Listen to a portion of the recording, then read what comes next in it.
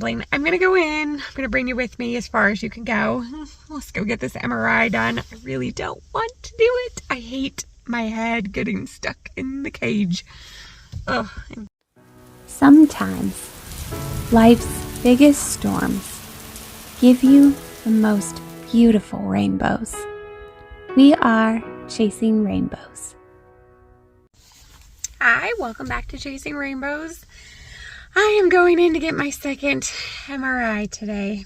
If you're new here and you're like, what in the world is this about? What's your channel about? My channel is all about life after miscarriage, infertility, and currently I am trying to get a diagnosis for some weird symptoms I've been having. So in this video I shared I had sudden blindness happen, and ever since then I had distorted vision come back, and forever now, since it got real bad in 2008 after my daughter was born, I've had widespread pain and just unexplained symptoms all throughout my body. Trying to connect the dots now, trying to get the doctors to connect the dots. If you are in the same boat and you are somebody that's looking for a diagnosis, possibly like an autoimmune disorder, which is what maybe I have, and you can relate to this feeling of frustration and just never finding an answer, give this video a thumbs up, but also tell me down in the comments. And if you have gotten a diagnosis, like, what was the thing, like the tipping point that made the doctors go, that's what it is? I just feel like I gave up on this once or twice. I complained of this a couple times, and I went through a bunch of tests, and it just got so expensive going to all these different specialists and getting all these tests done, and it was just frustrating, and people treat you like you're crazy and like it's all in your head. And at one point they did diagnose me with fibromyalgia, and I recently watched this video. This is not mine, but I just thought I would share this because I thought it was really interesting. It was a well done video of a doctor talking about how you should not accept fibromyalgia as a diagnosis. Not because it's not real or that your symptoms aren't real, but because it's kind of doctors just giving up on you, and it's their way of, they're out in a way, so they can just stop running tests. They never actually find like the source of problems, because there has to be a source, right? Anyways, enough rambling. I'm gonna go in. I'm gonna bring you with me as far as you can go. Let's go get this MRI done. I really don't want to do it. I hate my head getting stuck in the cage. Ugh, not my favorite thing. I have claustrophobia. All right, I'm just gonna suck it up, go in, and bring you with me. Thanks for being my moral support. I appreciate you. Okay, let's go in.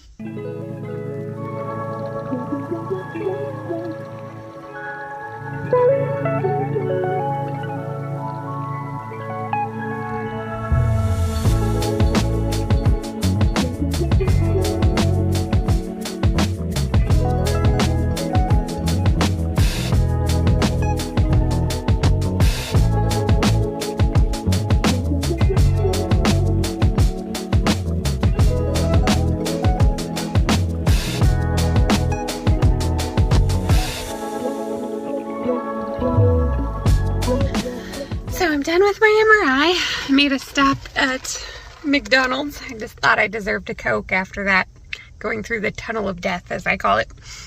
I cannot stand MRIs, especially ones where you have to go in head first, wear the helmet thing.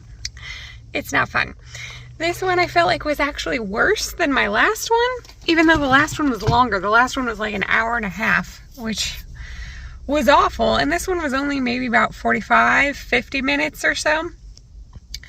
But they were rushing, and they had overlapping patients, and so I don't know, I just didn't get the same consideration, thoughtfulness. There was not, it was like, here's your earplugs, get on the table. They shoved the mat under my legs.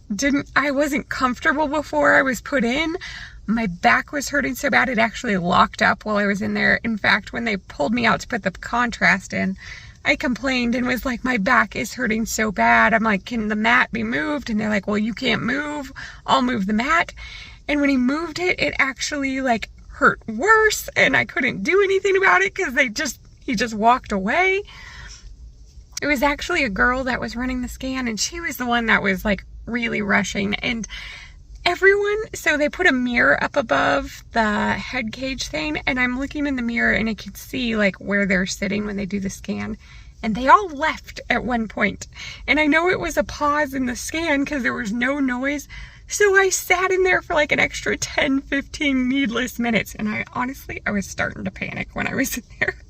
It was freaking me out because I thought, oh my gosh, I'm abandoned. There's no one to come help me if I I don't know, have a heart attack in here because I'm freaking out. So anyways, obviously I survived. I don't have any results yet. So definitely stay tuned, hit subscribe, hit the bell so you can come along for the journey with me. Don't know what we're going to find out. I don't think I'm going to get answers in full from this. I think this is just another piece to the puzzle. So if you're in the same boat, I'm so sorry because the process of getting a diagnosis is rough. Like I said, leave it in the comments if you're going through the same kind of journey too, or if you were able to get a diagnosis, great. I would love to hear like what the tipping point for you was, like what tests they did. I don't know. Sorry, I'm like really high. I had to turn off the air conditioning to film this. So I'm going to end this here. I know this is short. I'm so sorry. We'll try to have a fun vlog maybe the next time. Maybe we'll go out to the zoo or something different. So I need a break from all the medical drama. So hit subscribe, hit the bell, give this video a thumbs up. And until next time, I look forward to chasing more rainbows with you. Bye-bye for now.